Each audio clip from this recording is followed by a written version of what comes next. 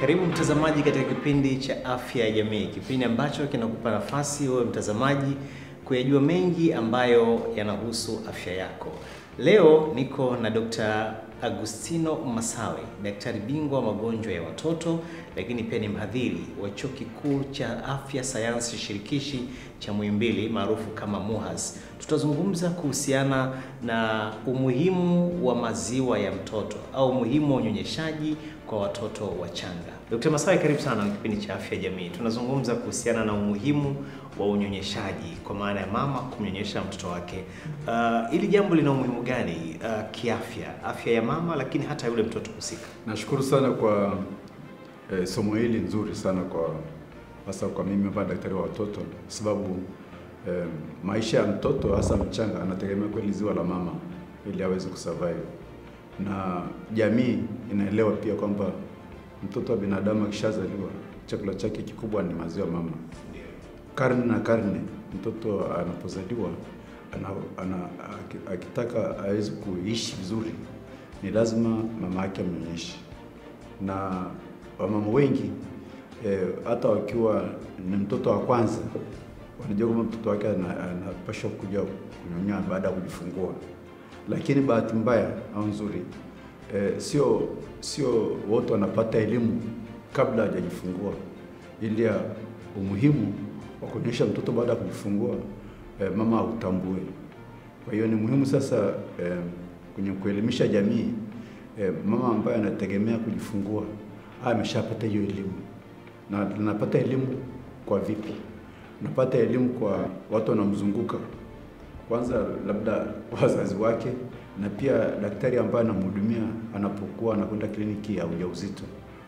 Na wale mauguzi ambao wanamuona wakati ule, maana huwa anakwenda kwenye kliniki ya ujauzito mara nyingi tu kabla hajajifungua. Na ndio wakati muhimu mama kupata hilo somo ili ajitayarishe kiakili na aweze pia kuwa tayari kudemand ile umuhimu wa mtoto wake kunyonyesha baada ya kujifungua. Dokta, tuzungumzie kitaalamu, uzalishaji wa maziwa ya mama katika matiti yake huwa yanaanza kipindi gani na nini kinafanyika mpaka ile maziwa ya mama yanapatikana wakati ule ana ujauzito mpaka anajifungua? Mama akishapata ile dalili kwamba ni mjamzito, kitu cha kwanza taona mwili wake unaanza kubadilika na pia kiutaalamu anaanza kuongezeka uzito. Uzito huu ni muhimu kwa afya yake pia na kwa mtoto. Kumbe anapoongeza uzito inaonyesha mtoto pia na mtoto wake anakuwa tumboni. Pia na viungo vyake hasa ambayo inahusika na mambo ya ujauzito, ataona matiti yake yanaanza kuongezeka size. Unakuta kama alikuwa anavaa sidiria labda size 32 inakuwa 38 au hata 40. Wakati karibu anajifungua ile titi lake linaongezeka hata mara 8 kwa size yake anapokuwa mjamzito. Na hii ni muhimu na ajitayarisha mtoto kuja kufanya nini? Kuja kunyonya ile ziwa. Na wakati akiwa mjamzito basi ndio anapata ile aweni ya kuelezwa maana ya kunyonyesha mtoto baada ya kujifungua inakuaje. Na pia kwa yeye mwenyewe atajifunza namna ya kutunza titi lake ili tayari kwa kunyonyesha mtoto wake. Mara nyingi unafanya masaji fulani ambayo inahusiana na mambo ya nini ya mtoto kuweza kushika ile ziwa wakati wa kunyonyesha. Yaani anaposhika na mdomo wake anajua mahali pa kushika vizuri na mama anajifunza namna ya kufanya nini ya kutunza ile titi lake mpaka anapojifungua. Kitu muhimu pia mama ajue kwamba wakati wa ujauzito lazima ale vyakula vizuri vya kutunza mwili wake na kujitayarisha. Maana mama ambaye amekula vizuri during pregnancy lazima pia uwezo wake kunyonyesha unakuwa mzuri. Mama ambaye ali vizuri wakati ujauzito naye pia wakati kunyonyesha itakuwa tatizo kidogo. Kwa hiyo natakiwa mama kabla hajajifungua aishapata elimu tosha ya kujua kwamba maziwa mama yake ndio chakula muhimu kwa mwanae. Hakuna maziwa mengine. Na pia mwenyewe ana maziwa mengi ya kutosha mtoto wake kabla hajajifungua ili apate hii elimu. Maana anapata message nyingi sana baada ya kujifungua. Kwa hiyo ni vizuri akishapata hii elimu nzuri hata anajitayarisha fanya nini bisha mtoto wake. Na tunampa elimu kwamba mtoto anapojifungua tu ile saa moja ya kwanza ile mtoto wake ameshanyonya, ameshaanza kunini kuweka mdomo wake titi la mama, anajua kulivuta, na mtoto anajifunza kulivuta ile ziwa. Hiyo ni natural, ana ile reflex mechanism ya kunyonyesha mtoto wake, especially wale watoto wanazaliwa ambao wameshatimia nini ile miezi ya kujifungua. Ni tofauti na wale ambao wamezaliwa njiti. Manake wale unakuta bado zile reflex za kunyonya hawana bado. Lakini kama mtu amezaliwa kwa ameshatimiza ule umri wa kujifungua, then mtoto ana ile reflex mechanism ya kuweza kufanya nini, kunyonya ziwa la mamake immediately baada ya kujifungua. Na bahati nzuri mama lazima aeleze kwamba ile saa moja ya mwanzo ndio saa muhimu kabisa mtoto kunyonya. Manake ikipita ile saa ni kama mtu amechelewa kupanda basi, mtoto basi limeshaondoka. Kwa hiyo anamisi ile chance nzuri sana ya mtoto kuwa na zile reflex za kuweza kunyonya ziwa la mamake. Sawa. Kuna baadhi ya kina mama wanajifungua watoto lakini hawana uwezo wa kuzalisha maziwa. Yaani kwamba maziwa yake hayatoki. Wako baadhi ya kina mama aina hiyo. Nini kinatokea katika maumbile yao mpaka anashindwa kumnyonyesha mtoto wake? Anashindwa kuzalisha maziwa. Kwanza ijue fika wamama wengi wote duniani wanaweza kunyonyesha. Hiyo jamii lazima ielewe hiyo. Kwa ni mara chache sana mama anakuwa hana maziwa. Isipokuwa wale mama ambao wana shida kunyonyesha ni wachache mno, kiasi ambacho ni kitu cha ambayo mara nyingi wahudumu afya hata wakioni. Unaweza kufanya hata miaka 10 hujaona hiyo tatizo. Kwa hiyo inatokea mara chache sana. Labda cha msingi kuelewa, siku ya kwanza maziwa yatoki mengi kama wanavyohisi watu. Yanatoka matone ile wiki ya kwanza. Alafu siku ya pili ya 4 ndio maziwa yanaanza kutoka mengi. Hiyo ni kawaida ya watoto. Na bahati nzuri mtoto alizaliwa leo ambaye ameshatimiza umri wa kujifungua mamake, yani ile wiki 40 zile, ana storage, yani ana akiba ya kuishi leo siku 4 bila kupata matatizo yote. Kama amezaliwa na wakati wa kujifungua, yani leo ametimia ule umri wa kujifungua. Kwa hiyo Dr. Samani, kama mtoto aliyezaliwa anakuwa na akiba ya chakula kwa siku 4, kwa nini unasisitiza mama akijifungua tu ndani ya saa 1 ili amnyonyeshe mtoto wake pale pale? Anasisitiza kwa sababu gani? Ile reflex, zile uwezo mtoto kunyonya ina uwezo mkali zaidi wakati ile mtoto mama amejifungua, na inaanza kumstimulate mama. Ndio mtoto anaposhika ziwa la mama mdomoni kwake, sigini inakwenda kwenye ubongo wa mama, toa maziwa. Sasa maziwa yanaanza kutoroka, lakini maziwa yanapotoka hatoki mengi kama baada ya siku 4, anatoa kidogo. Ndio maana wiki ya kwanza, hizo siku 7 za mwanzo, mama anatoa maziwa ambayo yanaitwa colostrum. Ni maziwa ambayo ni mazito, yanatoa kidogo na ni mazuri sana kwa mtoto ambaye ni amezaliwa wakati ule, ili mtoto aweze kufaidi. Shida ni kwamba elimu ya kwamba mtoto ana storage ya kumtosha anapozaliwa. Sasa kama ametimiza zile wiki za kuzaliwa, ana storage ya kutosha kusudi asipate matatizo. Ni kwamba watu wengi wanafikiri mtoto yale maziwa mama yanamtosha. Kumbe anamtosha. Kwa sababu gani?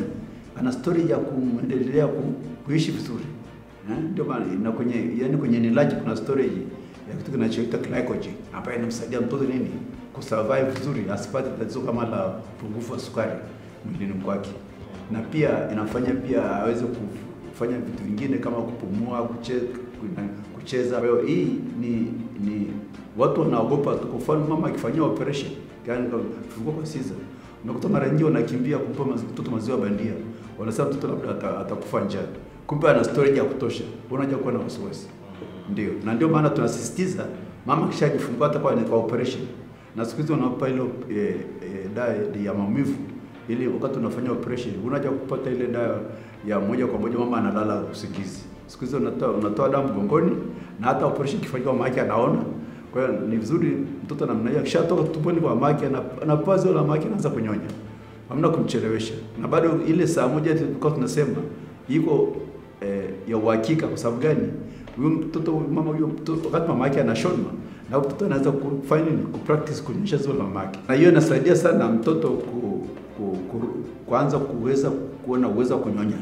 Maana kumchelewesha zile uwezo wa kunyonya mtoto kama unazubaa. Kwa hiyo kujaribu kumweka kwenye ziwa anakafanya kama kukataa. Kwa hiyo ukiwahi vizuri, una establish ile mechanism ya kunyonyesha, then mtoto naye mwenyewe anakuwa na hamu ya kunyonya kila wakati, na mama yake pia anapata na ile uwezo wa kunini kukufili kwamba ananyosha mtoto wake, na kwa sababu shalimweleza pale mwanzoni kwamba ni muhimu anyonyeshe ziwa baada ya kujifungua. Kwa hiyo yeye na mama, mtoto na mama wanafurahi ni kunyonya na kunyonyesha.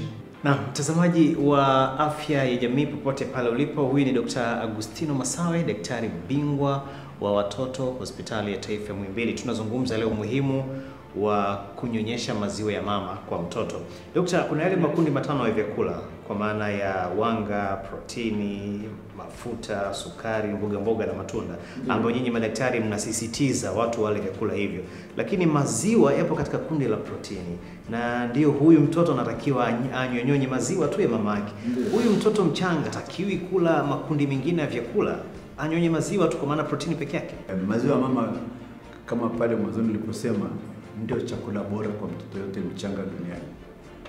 Na ndio maana tunasisitiza ile miezi 6 ya mwanzo mtoto asipewe chakula kingine chochote, kwa sababu maziwa ya mama sio tu kama yana protein. Maziwa yana protein ndio, na protein ambayo Mungu amepanga iwe size ya ile mtoto wa binadamu. Kwa mfano kuchukua protein ya ng'ombe, maziwa ya ng'ombe yuko juu sana, ni mara 3 ya protein ya maziwa ya binadamu ambayo haifai mtoto. Au kuchukua maziwa ya formula haina protein ambayo ni sawa sana na ile maziwa ya mama. Pia yana mafuta ambayo ni sehemu fulani ambayo inatakiwa kwenye mlo wa mtu. Maziwa ya mama yana mafuta mengi tu, tena mafuta mengi kuliko ya ya ng'ombe, ambayo mtoto anafanya apate energy ya kutosha.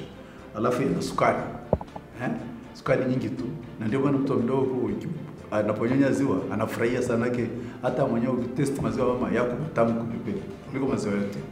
Kwa hiyo na sukari nyingi. Alafu pia yana trace elements, yani yana calcium, yana phosphorus, ambayo vitu viwili vinajenga mifupa ya mtoto. Alafu yana vitamini zote, kuanzia vitamin A mpaka zile zote unazozijua zote kwenye maziwa mama. Ndio maana mtoto ananya ziwa la mama hawezi kupata upungufu madini ya vitamini zote zile. Alafu sio hivyo tu, maziwa mama tofauti na maziwa ya bandia yana vitu vinaitwa kinga ya magonjwa, yana antibodies, yana immunoglobulins. Vitu vyote hivi vinasaidia huyu mtoto kukua vizuri, kujikinga na magonjwa ambayo angekuwa na kunywa maziwa bandia angeweza kupata faida zote hizi. Asante sana. Dokta, tuzungumzie sasa tofauti ya mtoto aliyenyonya maziwa ya mama kwa kipindi chote kitaalamu na mtoto ambaye hakunyonya maziwa ya mama. Kimakuzi watoto hawa wawili wana tofauti gani? Maziwa ya mama yanafanya mtoto anakuwa vizuri. In fact, unajua anaponyesha mama anaponyesha maziwa kwake, mtoto ana gain gramu 15 mpaka 30 kwa siku. Maziwa mama tu ile misita mwanzo. Imagine, inakuwa haraka, yani ni kama nusu kilo mpaka kilo 1 kwa mwezi kwa maziwa mama peke yake. Sasa maziwa bandia yale kama maziwa ya ng'ombe au formula milk, mtoto hawezi kuwa namna hiyo. Kwa sababu yana protein nyingi sana, mtoto anakuwa haraka broiler ya kuku, akawi ananenepa, ambapo hatakiwi. Binadamu hatakiwi kuwa haraka, anatakiwa akae kwenye ile kafu Mungu ameshakuwekea, anakuwa nayo vizuri. Sasa kimpa maziwa bandia sio vizuri. Pili, maziwa bandia yale kwanza kutengeneza ni gharama ya maziwa. Alafu sio hivyo tu, chanzo cha mtoto kupata maambukizi kwa sababu ya kutengeneza yale maziwa ni kubwa sana. Maana watoto wengi wanakunywa maziwa bandia wanaharishaga, na wakiharisha kama lazima hospitali au na drip na nini, kwa sababu ni watoto wachanga sana wale. Na sio hivyo tu, kwa sababu maziwa bandia hana kinga, mtoto anaugua mara kwa mara, pneumonia, matatizo ya masikio, shida ya mkojo and so on. Kwa hiyo haya yanasababisha nini? Mtoto kuugua mara kwa mara. Kwa hiyo mtoto anaugua mara kwa mara hakui vizuri. Na sio hivyo tu, maziwa mama ambayo tuliongea pale mwanzoni ana kitu kinachoitwa intellectual factor, yani kitu kinakuza akili ya mtoto vizuri. Kwa hiyo mtoto anakuwa na akili, anatunza, anapata ile mapenzi ya mama mara nyingi kama mama anaonyesha mtoto maziwa kwake. Ambapo ndio mtoto anakunywa maziwa bandia mara nyingi analishwa na chupa, hakuna ile mapenzi kama ya mama.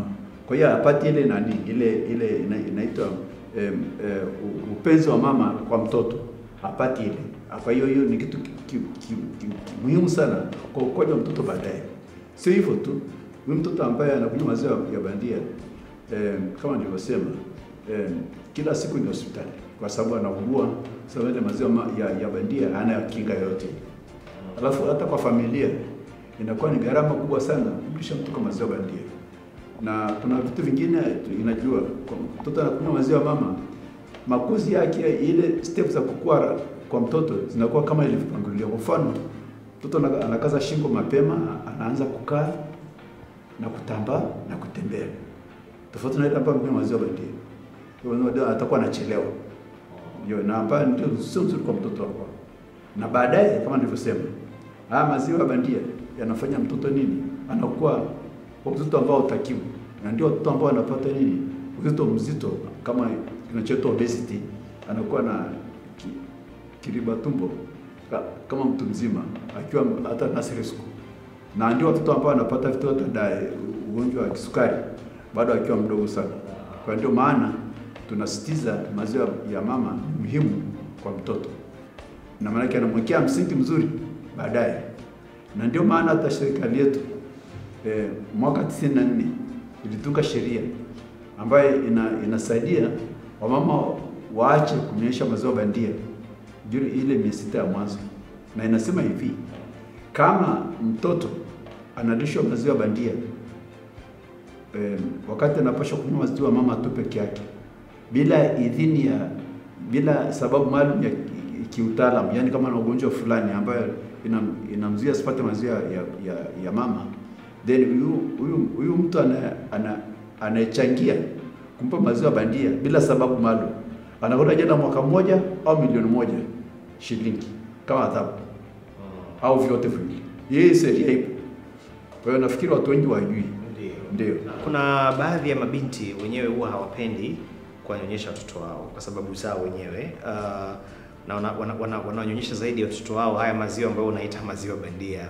Kuna athari gani ambazo yule mama mwenyewe anaweza kazipata kiafya kwa kutokumnyonyesha mtoto wake? Mama mwenyewe anapata hasara nyingi kwake. Kwanza, hakuna ile mapenzi ya mama na mtoto. Kwa hiyo mama anaikosa hiyo. Ile imagine wewe na mtoto wako, yale ule kumpenda sio nzuri kama ile ungekuwa unamnyonyesha pekee. Hiyo ni mbaya sana kwa mtoto, hata kwa mama. Pili, ambaye anyonyeshi, kwanza immediately baada ya kujifungua, ile kitendo cha kunyonyesha mtoto wake inafanya ile tumbo ya uzazi irudi mapema kule liko. Unajua during pregnancy tumbo mama ya uzazi inakuwa kubwa sana, yani inatanuka mtoto kukaa kule ndani. Kumbe unaponyonyesha ile mtoto inasaidia kurudisha ile tumbo lake mapema, kwa muda ambao unatakiwa. Inamsaidia pia mama kupunguza kutoka damu. Unajua unatoka damu pia wakati wa tumbo yake inaporudi. Alafu sio hivyo tu, baada ya ile wiki ya 6 mama yuko tayari kufanya nini? Kupata mimba nyingine. Kwa hiyo mtoto ananyonyesha ziwa la mama inachangia kiasi fulani cha mama kutokupata mimba, yani ile ovulation, ile kutoa mayai wakati wa kila mwezi. Mama huwa anaponyonyesha bila kuchanganya chochote, apate zile period zake. Kwa result mtoto anakuwa nini? Anafaidi, mama anafaidi kutokupata mimba karibu, na mtoto akiendelea kuishi kama ziwa maki anakuwa vizuri. Kwa sababu mama ambaye anyonyeshi, kwanza mtoto analia sana kila wakati. Kila wakati mtoto analia. Kwa sababu nini? Apate ile zawadi Mungu aliyompa kutoka kwenye maziwa mama, maziwa matamu yenye sukari nzuri. Alafu baadaye mtoto anavyokuwa sasa, mama mwenyewe ana hatari pia kupata kansa ya ovary au kansa ya ziwa, na inajulikana. Kwa hiyo mama ambaye amenyonyesha huwa inasaidia sana kukinga magonjwa ambayo tunayasema. Sio hivyo tu, kama mama anyonyeshi, yule mtoto wake kama nilivyosema pale mwanzoni, kila siku ni hospitali. Kwa mama yake anapoteza muda mwingi kwenda hospitali, na pia hiyo kwenye familia ni gharama mama kwenda kukaa hospitali, na pia kutumia hela nyingi kutibu ile magonjwa ambayo mtoto anapata. Kwa hiyo ni hasara kwenye familia, hata hasara kwenye environment. Kwa hiyo makopo yetu yananunua yanaleta matatizo pia.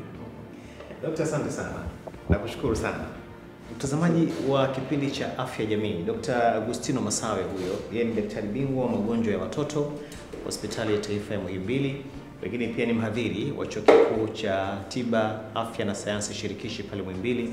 Leo tukizungumza kuhusiana na umuhimu wa mama kumnyonyesha mtoto wake, ikiwa ni sehemu ya kwanza. Mengi amezungumza hapa katika maelezo yake umuhimu wenyewe.